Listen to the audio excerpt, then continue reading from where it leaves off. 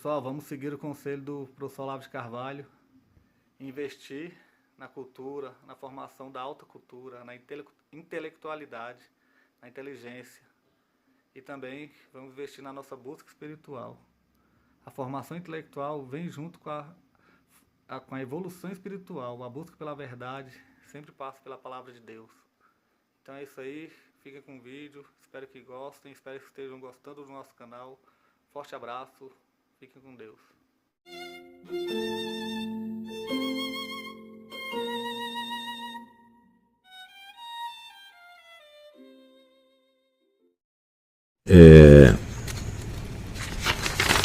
Ele é discípulo então do Sedgwick, Mark Sedgwick, né? Então aqui o cara da Wikipédia está falando aqui da escola perennialista, né? E cita o Mark Sedgwick. Diversos intelectuais responderam ao chamado de Guénon com tentativas de colocar a teoria em prática, a teoria perennialista, seja lá o que for. Alguns tentaram sem sucesso guiar o fascismo e o nazismo.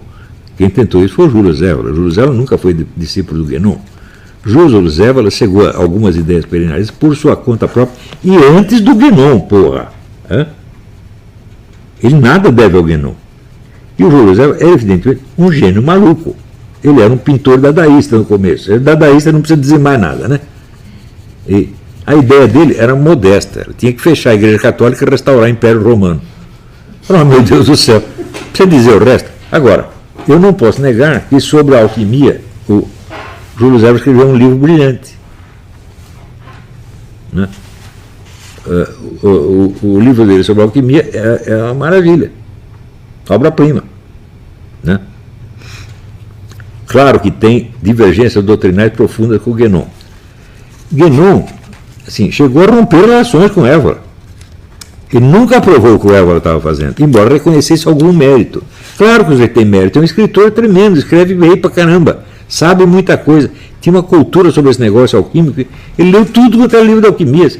Não pode dizer que não tem mérito, mas que era maluco, era, porra. Agora, o tradicionalismo finalmente forneceu o cimento ideológico para a aliança de forças antidemocráticas na Rússia pós-soviética. Não, senhor. Não, senhor. Essa aliança de forças antidemocráticas na Rússia pós-soviética é obra do Dugin. Dugin e do Eduardo Limonov, que eles começaram com o nacional-bolchevismo. Isso aqui é a aliança das forças antidemocráticas, que juntava ali nazismo, comunismo, tudo que era contra o Ocidente juntava. Depois eles romperam, né, e o Dugin criou o eurasianismo, que é ainda isso aí, a junção mundial anti-ocidental. Não propriamente antidemocrática, embora ele de fato despreze a democracia, mas o ponto fundamental não é destruir a democracia, é destruir o Ocidente. Né? E o tradicionalismo foi uma das múltiplas fontes.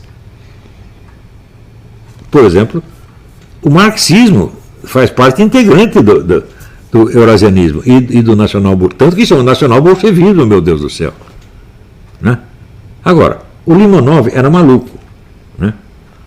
O Limonov nunca foi gay, mas por curiosidade ele se deixou estuprar por um mendigo em Nova York.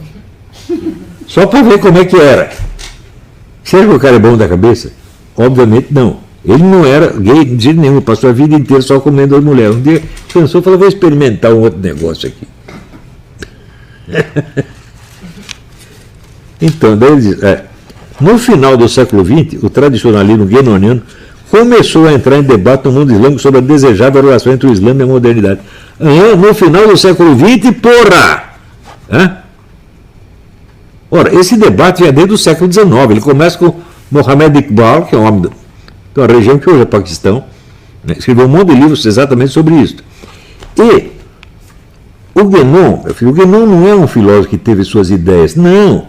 O Guénon foi enviado por uma tarica do Sheikh Elish El-Kebr, do Egito. O Guénon recebeu a iniciação do Sheikh, recebeu instruções do Sheikh para dizer o que o Sheikh quisesse. Ou seja, repensar as relações entre o Islã e o Ocidente era a função central do Guénon, intervir no Ocidente de modo a mudar o curso do Ocidente com relação ao Islã. Tanto quer dizer que a Igreja Católica tinha que ser reformada por agentes islâmicos, sob a orientação de mestres islâmicos. Isso aí em 1910, porra! Como é que entrou? Foi só no fim do século XX que entrou em debate isso no mundo islâmico? Não, já tinha debatido lá, o Sheik já tinha debatido muito isso lá e mandou o Guénon, usou o Guénon como instrumento de difusão das suas ideias. O Guénon não era um mestre espiritual, ele não era um Sheik, ele não tinha autoridade para dar iniciação a ninguém, ele só tinha autorização para difundir as ideias por escrito, que foi o que ele fez. Mas que ideias? As ideias que eram do Sheik, já estavam na cabeça do Sheik muito tempo antes. Ora, sim, ele recebeu a iniciação, eu não sei, entre 14 e 17, não sei exatamente. Né? Então, na hora que recebe a iniciação, você está sob as ordens do Sheik. Gente, o discípulo, que eles chamam o fakir está nas mãos do Sheik, como o cadáver está nas mãos do lavador de cadáver, que no Islã, para enterrar o Sheik, é lavar o cadáver dele. Então, você está passivo na mão do Sheik, como o cadáver está na mão do Sheik que está lavando. Você não tem ideia própria. Não pode.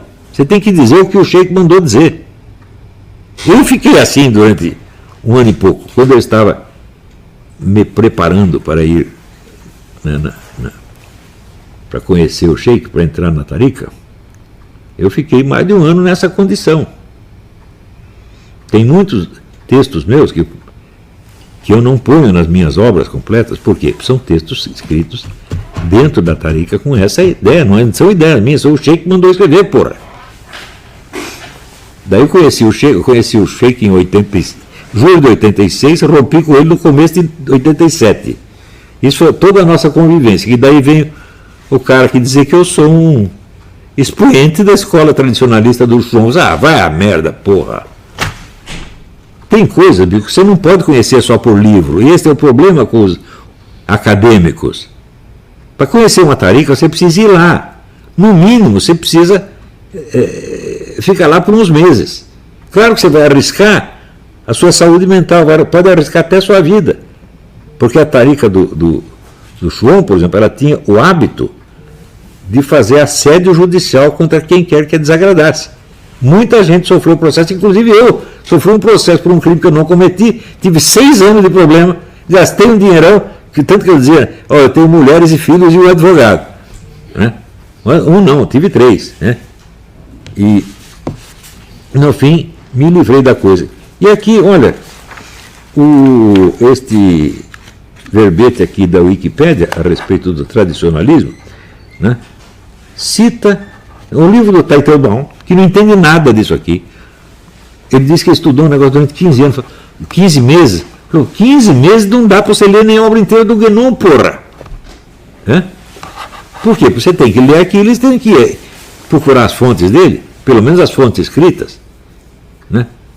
Outra coisa, você não vai entender nada de sufismo se você não estudar a língua árabe clássica, meu Deus do céu. Não tem, é impossível.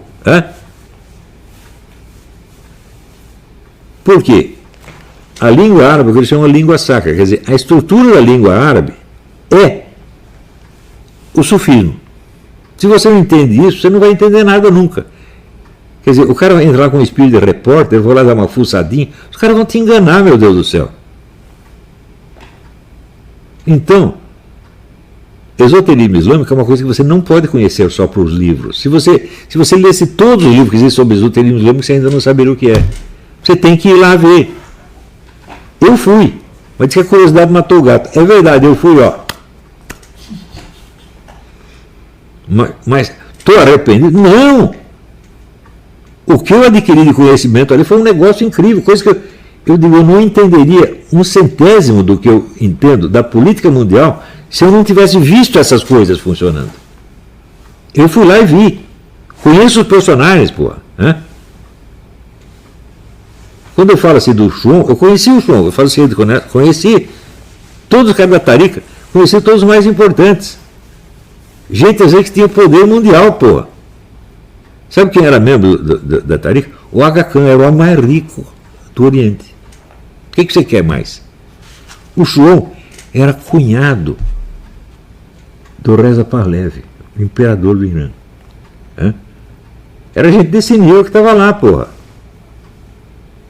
Quer dizer, dinheiro não acabava.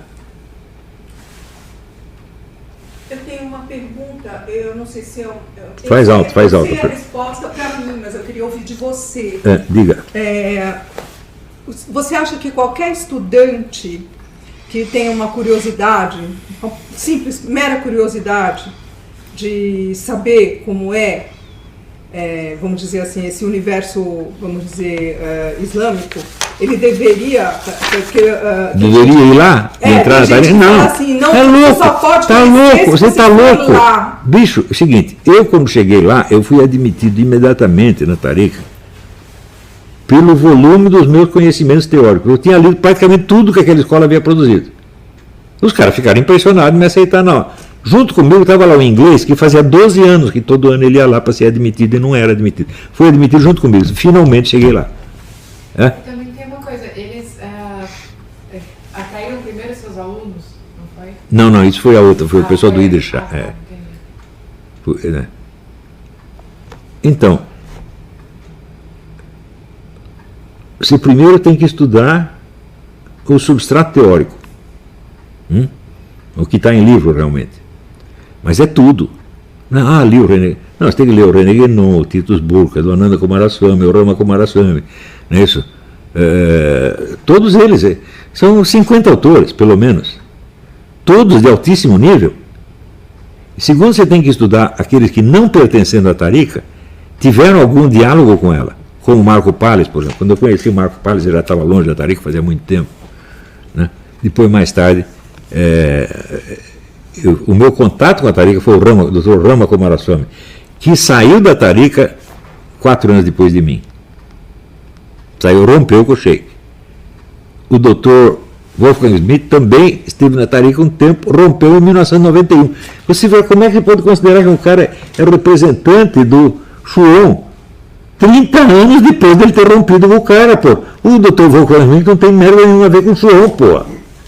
Ele é 1000 vezes mais inteligente do que o Shuon, 1000 vezes melhor do que o Shuon. O Shuon é um poeta, o Shuon escreve pra caralho, escreve bonito.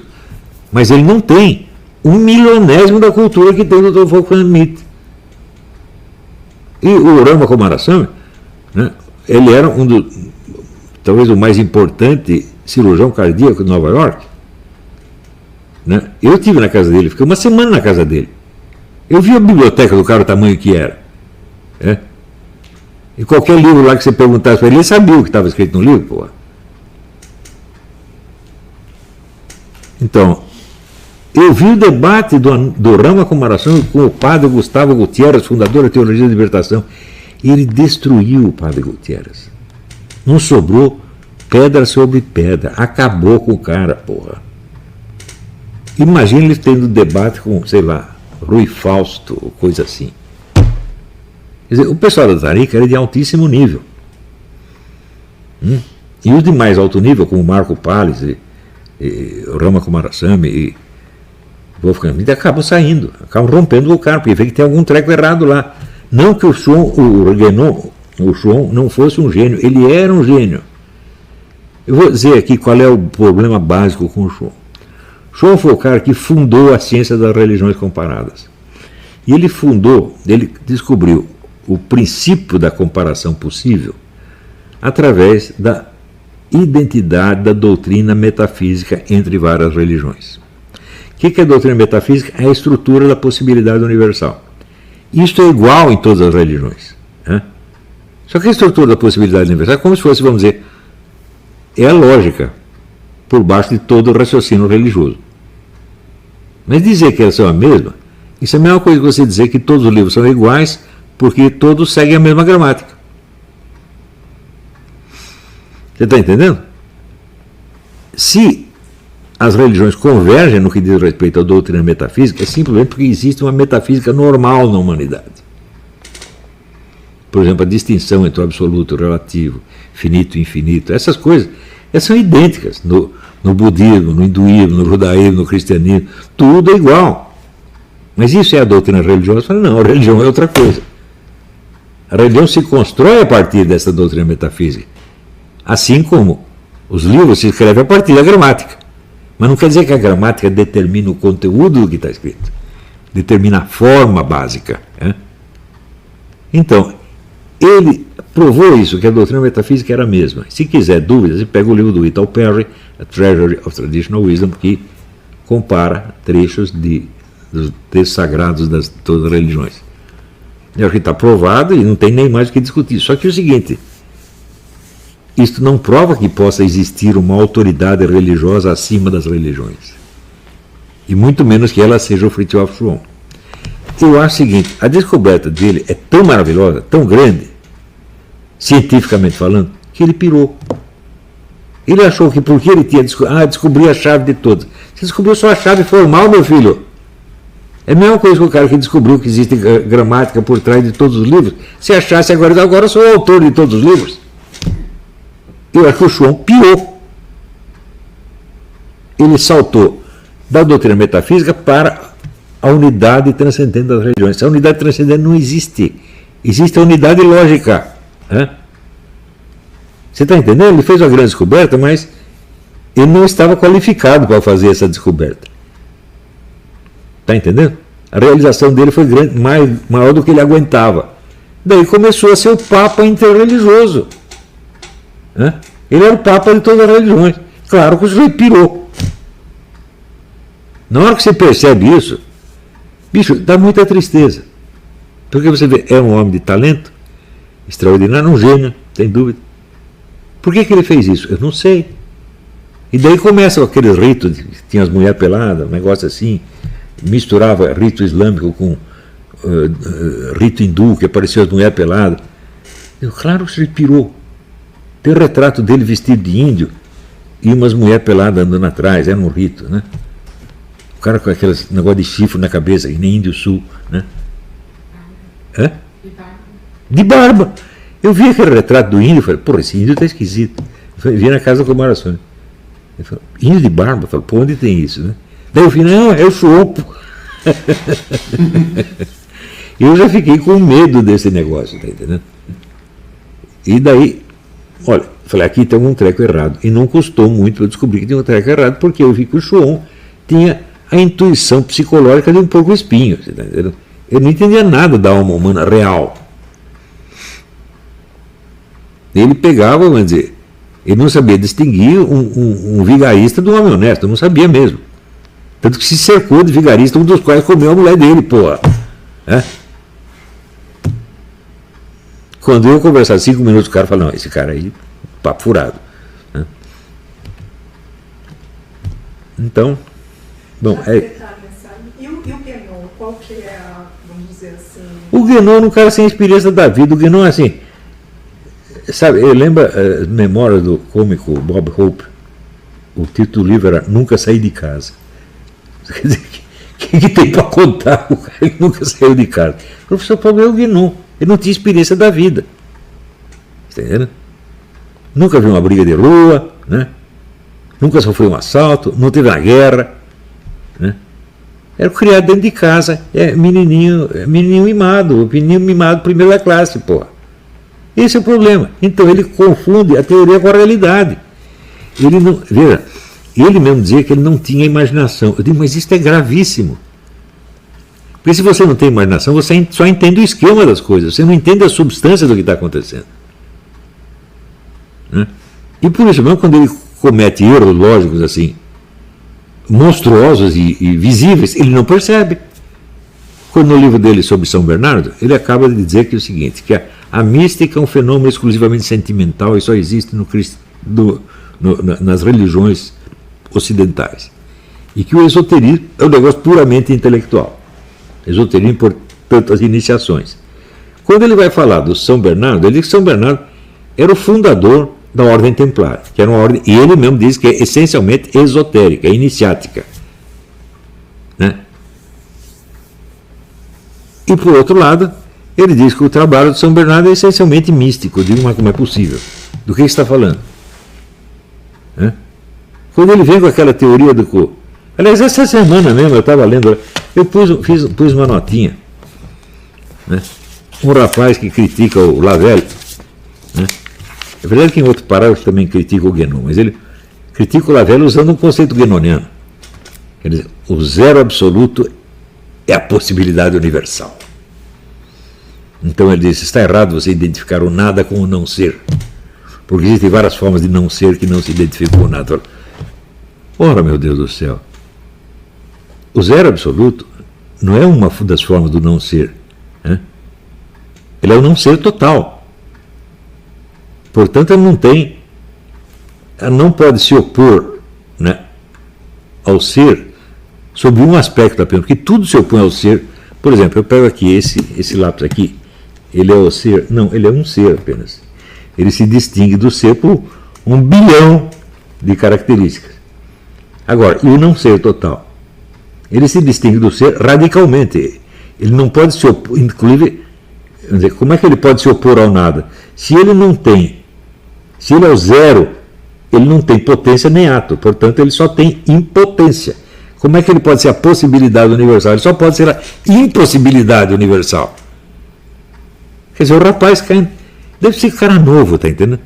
Jeito novo, bicho, você tem que ter paciência, sabe? É urgente ter paciência. Eu tomei isso como norma da minha vida, por isso que eu comecei a publicar livros só que eu tinha 48 anos. Eu não quero sair. Eu poupei a humanidade de ler os meus execráveis escritos de juventude. Que eu, quando leio algum, eu fico morrendo de vergonha e já jogo fora logo. Né? Inclusive, eu vou fazer no meu testamento, eu vou proibir tudo que eu publiquei antes da data que saiu.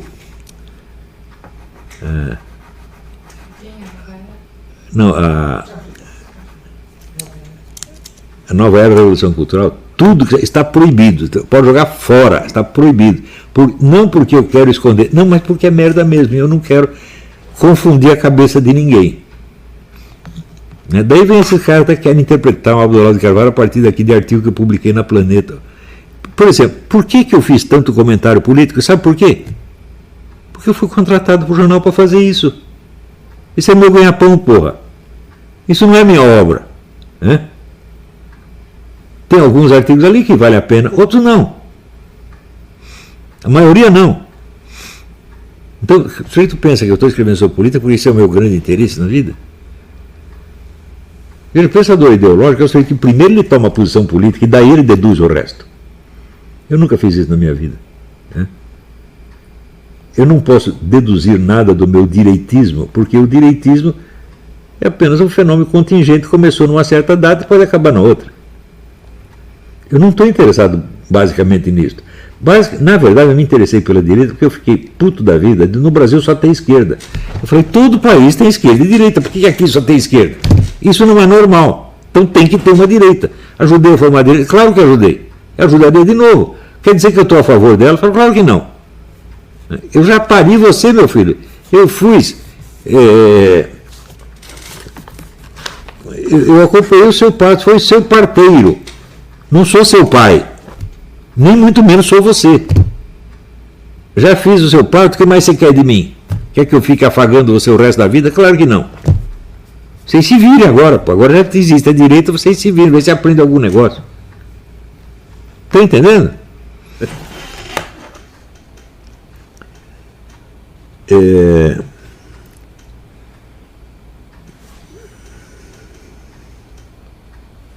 Micael Malheiro de Lacerda. Todos esses acontecimentos atuais podem contribuir com a restauração das antigas monarquias, assim sendo com a oficialização do catolicismo como religião? Não sei se essa minha dúvida tem relação com René Guénon, etc. Olha, tudo é possível, não é isso? Mas você não pode esquecer que foram as monarquias modernas que acabaram com a religião. Está entendendo? Então, por exemplo, logo que se formam os estados modernos, todos monárquicos, evidentemente. O primeiro foi Portugal, né? Depois veio a França, a Espanha, etc, etc, etc. Logo aparecem as igrejas nacionais. Aparece a igreja anglicana, aparece a igreja galicana francesa, e assim por diante. Cada um querendo disputar a autoridade do Papa. Na Idade Média ninguém tinha dúvida nenhuma. O rei, ele tem sua autoridade, mas a autoridade é delegada pela igreja. Daí começam a aparecer as teorias, né, que assim, a autoridade espiritual e o poder temporal são diretamente constituídos por Deus. Então um é independente do outro. Foi isso que criou as monarquias modernas, gente. Então eu não me encanto com nenhuma delas, não. Sacanagem tem em toda parte. A história das casas reais também era nada né? Por na Inglaterra os caras não mataram o príncipe derramando chumbo derretido no cu do homem. Né? Gente boa, rapaz. Né? Você pega os caras do Morro Dona Marta, eles não fazem isso, não.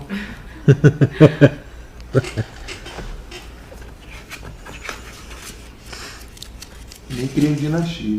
Como é? E nem criam dinastia. Não, nem criam dinastia, exatamente.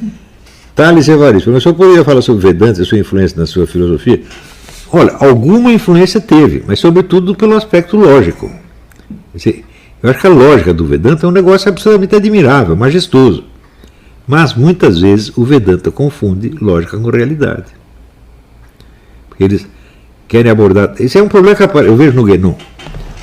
Você quer manter o seu discurso sempre no nível da universalidade puramente teórica. Então, fatalmente, você vai ignorar a realidade concreta que está na sua frente, a qual muitas vezes é ilógica e não é redutiva a termos lógicos. Então, você ignora a parte ilógica e irracional e você vai falar besteira. Foi assim que o Guénon acabou concluindo que a China jamais poderia ser bolchevique. Está entendendo? Então, o Guénon sempre partia de princípios universais abstratos e deduzia a partir. Tudo que o Guénon escreve é dedução, nunca indução.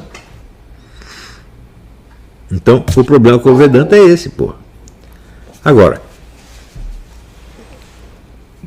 que o Vedanta de alguma maneira me inspirou no começo, quando eu conheci o Swami Dayananda Sarasvati, inspirou, fiquei maravilhado com aquilo. E eu pensei em até ir para a Índia estudar. E perguntei para ele, devo ir para a Índia? Ele falou, é besteira, porque aqui vocês têm igualzinho o que nós temos lá, vocês têm Platão e Aristóteles. Eu falei, então eu comprar os livros de Platão e Aristóteles para ficar lendo, é o que eu fiz.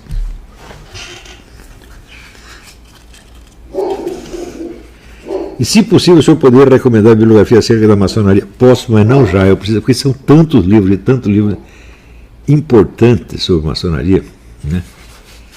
E a maçonaria é outro negócio também, é um saco de gato. Não pense que você pode dizer a maçonaria. Não. Aquilo ali tem cara que está na maçonaria há 30 anos e não sabe o que é aquilo. Não entendeu, ainda não entendeu. Né? Eu lembro quando eu fui fazer conferências sobre a flauta mágica, que é ópera maçônica, eu fui fazer para grupos de maçons aquela. E eu fiquei assustado como eles eram ignorantes do simbolismo maçônico, porra. Eles não sabiam nada. Eu falei, mas eles estavam na maçonaria, quer dizer, o que se discute lá dentro, eles conhecem. Eles fazem parte do poder maçônico, eu não. Eu sou apenas um Zé Mané, cheguei agora. Só que é o seguinte, eu conheço e vocês não. Fecha aquela porta ali, por favor. Está fechada? Oh, minha cachorra está histérica hoje, não sei o que viu, né?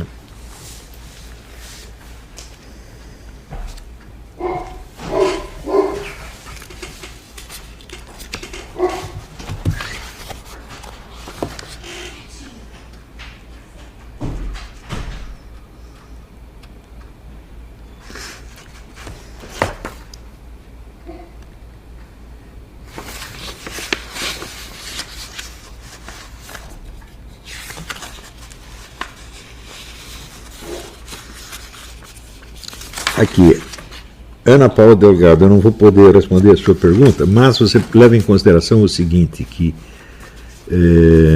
Deus nos conhece antes de nós nascermos, evidentemente. Né?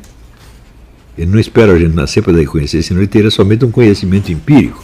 Ele teria o conhecimento de nós por experiência e não por invenção. Ele nos inventou, ele nos criou, portanto, ele nos conhecia desde a eternidade. Ele pergunta se isso tem algo a ver com o a priori em Kant. Fala, não. Para o Kant, os a priori são apenas formas do nosso entendimento e da nossa percepção. É isso. Sobre Deus ele não diz nada, porque nós não podemos conhecê-lo.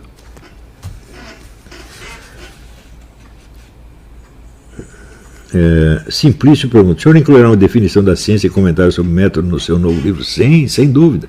Tem vários capítulos sobre isso. O livro é essencialmente sobre isso. Roger Loureiro: por qual motivo Epicuro é tão respeitado na universidade, assim como apontasse o Jardim das Aflições? Olha, ele foi, lembrando ali a conferência do Zé Américo Mota Peçanha, ele coloca o Epicuro como fundador de uma tradição materialista. A tradição não existe absolutamente. Não tem, uma coisa não tem conexão uma com a outra. Né? Marx, por exemplo, deve muito pouco a Epicuro. Deve muito mais a Demócrito. Né? E, quer dizer, no conflito de Demócrito e Epicuro, Karl Marx, evidentemente, toma partido de Demócrito, não de Epicuro. Né?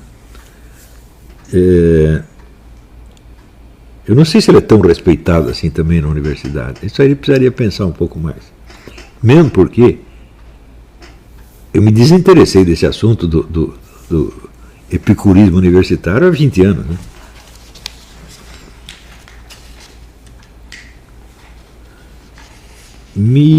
Malheiro: o que o senhor sugere a respeito do ateísmo nas religiões comparadas? Bom, o primeiro ponto é o seguinte: não existe um ateísmo, existem ateísmos diferentes. Porque o ateísmo não é você negar Deus. Né? Deus é um conceito universal que se você negá-lo, você vai estar com um problema. Né? Você vai ter que discutir com esse conceito universal, só vai dar problema. Né? Então o que você nega é o conceito de Deus na religião na qual você foi criado, a religião que predomina no seu meio. Você pensa que está fazendo, vamos dizer, um ateísmo universal? Não, não, não. Você está fazendo um ateísmo anti-judaico, anti-islâmico, anti-católico. E o ateísmo varia conforme a sua origem religiosa.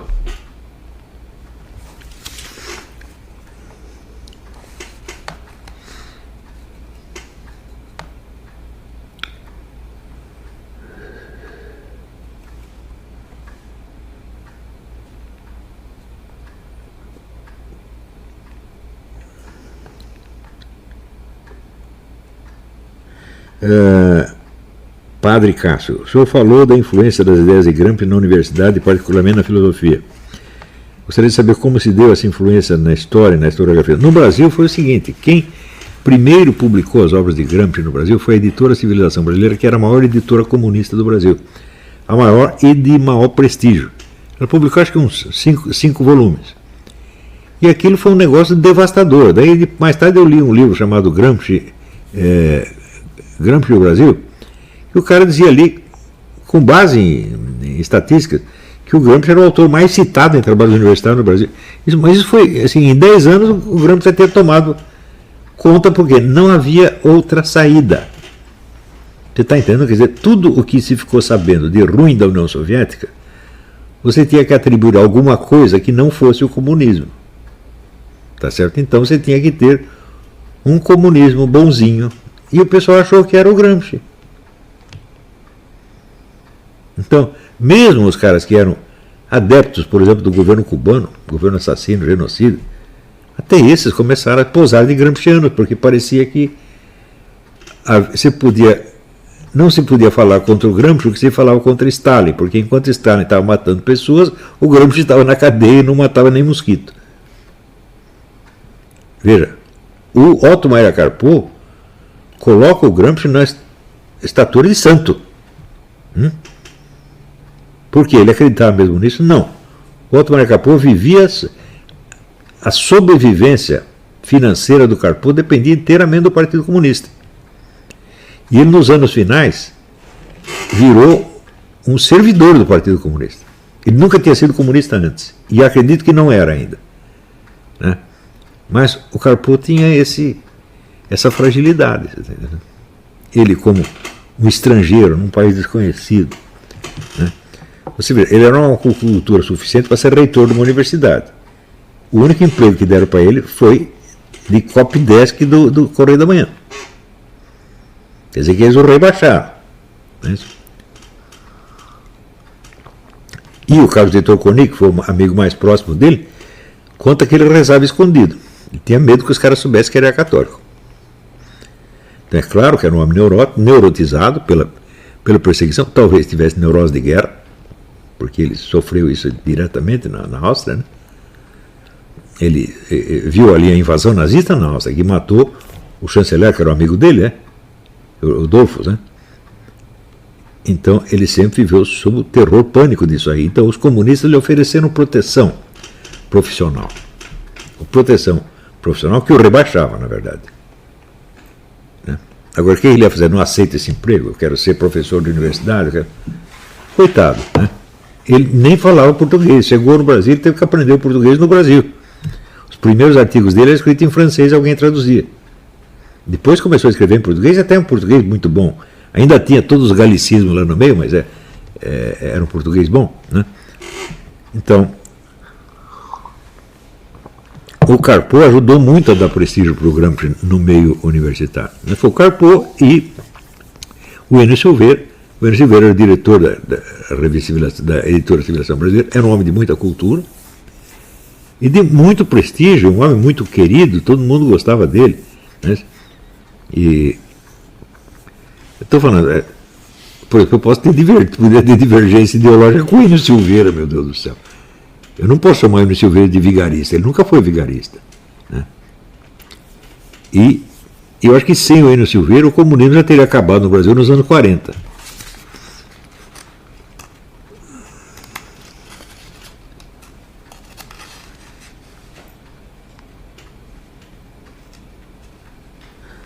Também aquele pergunta, o padre Cássio pergunta, alguém que queira estudar e escrever a história sem cair nos erros das categorias marxistas deve ir por qual caminho, qual metodologia? Bom, hoje em dia você já tem 1000 alternativas. Porque se um historiador ainda está preso no esquema marxista, ele só prova que tem falta de cultura. Porque eu não conheço um único livro bom de história que seja marxista. Não tem. Simplesmente não tem. Se você pegar, por exemplo, eu gosto muito de livro de história, livro de biografia, né? Eu posso até fazer uma lista dos grandes livros de história, cujo exemplo eu seguiria, né? O Ernest Kantorowicz, por exemplo, né? Que escreveu os livros sobre os 2 corpos do rei, né? Que o rei tinha um corpo físico, né? E tinha um corpo legal. Ele tinha essa modalidade de existência. O rei era 2 pessoas, uma fisicamente e outra legalmente. Né? Isso aí não tem nada de marxista nessa ideia, mas esse é um livro fundamental. Né? Se você lê os livros do Hugh Trevor Roper, né? Por exemplo, o historiador inglês que estudou o nazismo em profundidade, que fez até publicou os livros Table Talks do Hitler. Né? Existem inumeráveis historiadores que, claro que leram Marx, mas não têm influência marxista. Né? Já passaram para outra, estão muito, muito adiante disso. Né? Vamos ver aí. Bom, eu posso fazer uma listinha para você. Né? Faça assim 10 livros de histórias fundamentais, fundamentais. Né? Você vê o nosso próprio Zé Honório Rodrigues, é um homem da esquerda, mas nunca foi marxista. Ele vai muito além do marxismo. Né? E ele escreve livro, por exemplo, Vida e História, é um livro sobre os que foram os mestres dele em matéria de história. Né? Ali você vê as linhas que você pode seguir. Mas eu sugiro que siga todos ao mesmo tempo. Então é isso, gente. Por hoje já foi.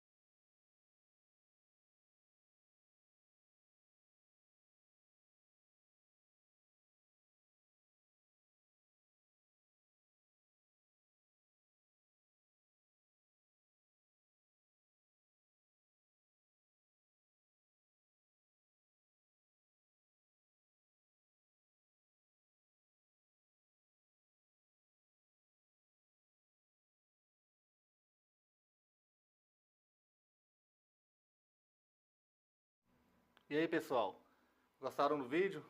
Curtam, comentem, quem não for inscrito ainda, se inscreva no canal e ajude a divulgar o conhecimento e com isso preservar a memória do professor Olavo de Carvalho. Muito obrigado a todos.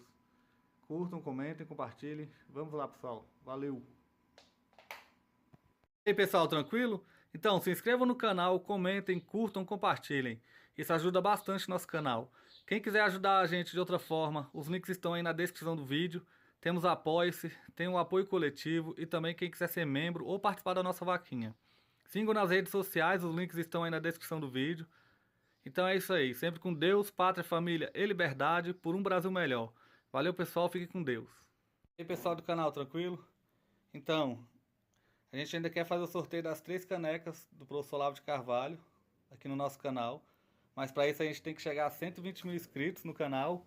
Então compartilhe, comente, curta.